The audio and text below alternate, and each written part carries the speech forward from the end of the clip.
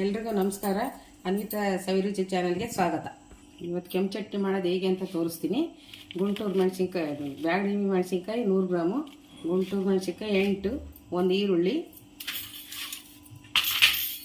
ಒಂದು ಸ್ಪೂನ್ ಬೆಲ್ಲ, ಕರಿಬೇವಿನ ಸೊಪ್ಪು ಒಣಗಿರೋದು ಸ್ವಲ್ಪ, ಒಂದು ಗಡ್ಡೆ ಜವಾರಿ ಬೆಳ್ಳುಳ್ಳಿ, ಇದು ಮೆಂತ್ಯ ಸ್ವಲ್ಪ, ಹುಣಸೆಹಣ್ಣು ಸ್ವಲ್ಪ.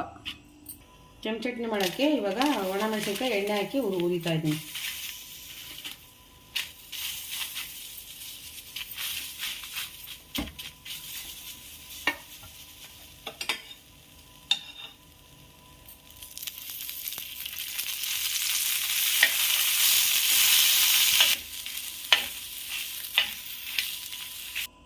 ಮೆಣಸಿನ್ಕಾಯಿ ಆಗಲೇ ಹುರಿದಿದ್ದೀನಿ, 2 ಭಾಗ ಮಾಡ್ಕೊಂಡು ಇವಾಗ ಗುಂಟೂರು ಮೆಣಸಿನ್ಕಾಯಿ ಹುರ್ಕೊತಾ ಇದ್ದೀನಿ.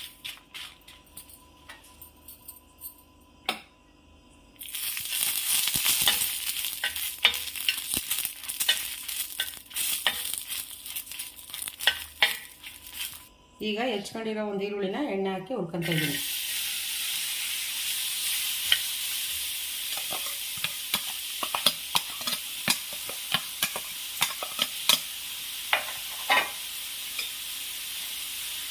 ಒಂದು ಸ್ಪೂನ್ ಎಣ್ಣೆ ಹಾಕ್ತಾ ಇದ್ದೀನಿ ಉರಿಯೋಕ್ಕೆ. ಈಗ ಈರುಳ್ಳಿ ಕೆಂಪಾಗಿದೆ, ಒಂದು ಪ್ಲೇಟ್ ತಗೊಳ್ಳೋಣ. ಇದು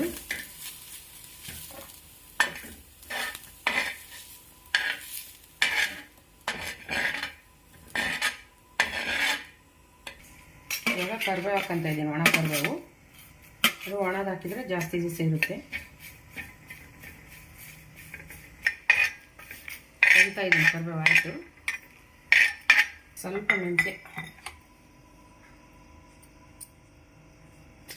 ಹಾಕ್ತಾಯಿದ್ದೀನಿ. ಜಾಸ್ತಿ ಹಾಕಿದರೆ ಕಹಿ ಬರುತ್ತೆ.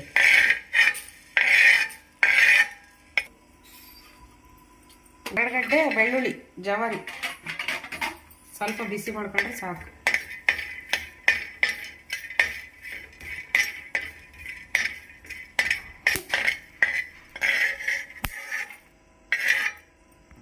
ಈಗೆಲ್ಲ ಹುರ್ಕೊಂಡಿದ್ದೀನಿ. ಈಗ ಮಿಕ್ಸಿ ಮಾಡ್ಕೋಬೇಕಾದ್ರೆ ಬೆಲ್ಲ, ಸ್ವಲ್ಪ ಹುಣಸೆಹಣ್ಣು, 1-2 ತೊಳೆ ಹುಣಸೆಹಣ್ಣು ಹಾಕ್ಕೊಂಡು ರುಬ್ಕೊಳ್ಳೋದು. ಈಗ ಚೆನ್ನಾಗಿ ಕೆಂಪುಗೆ ಕಲರ್ ಬರೋಂಗೆ ಹುರಿದ್ರೆ ಚಟ್ನಿ ಕೆಡಲ್ಲ, ಭಾಳ ದಿವಸ ಇರುತ್ತೆ, 1-2-3 ತಿಂಗಳಿರುತ್ತೆ. ಈಗ ಹುರಿದಿರೋ ಮೆಣಸಿನ್ಕಾಯಿನ ತರಿಯಾಗಿ ರುಬ್ಕೊಂಡಿದ್ದೀನಿ. ಈಗ ಉಳಿದಿರೋ ಐಟಮ್ಸ್ ಹಾಕೊಂಡು ಕರಿಬೇವು ಎಲ್ಲ ಹುರ್ಕೊಂಡಿದ್ದು, ಈರುಳ್ಳಿ, ಮೆಂತ್ಯ, ಹುಣಸೆಹಣ್ಣು,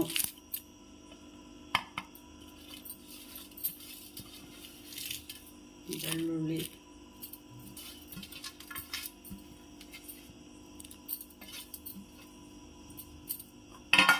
ಸ್ವಲ್ಪ ಬೆಲ್ಲ ಹಾಕ್ತಿದ್ದೀನಿ, ರುಚಿಗೆ ತಕ್ಕಷ್ಟು ಬೆಲ್ಲ,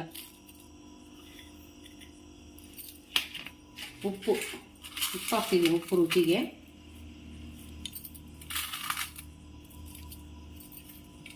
ಇದನ್ನು ರುಬ್ಕೋಬೇಕು. ಈ ಕೊನೆಯದೇ ಕೊತ್ತಂಬರಿ ಹಾಕಿ ಸ್ವಲ್ಪ ರುಬ್ಕೊಳ್ಳೋಣ, ಚಟ್ನಿ ಘಮ ಚೆನ್ನಾಗಿರುತ್ತೆ. ಚಟ್ನಿ ನೋಡಿ, ಕೆಂಪು ಚಟ್ನಿ ರೆಡಿಯಾಗಿದೆ. ಈಗ ಒಂದು ಬೌಲಿಗೆ ತಗೊಂಡ್ಬಿಡೋಣ ಅದನ್ನು.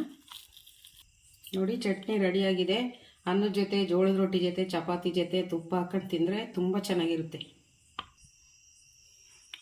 ಇದೇ ಥರ ರೆಸಿಪಿ ಬೇಕಂದರೆ ನನ್ನ ಚಾನಲ್ಗೆ ಲೈಕ್ ಮಾಡಿ, ಸಬ್ಸ್ಕ್ರೈಬ್ ಮಾಡಿ. Thank you.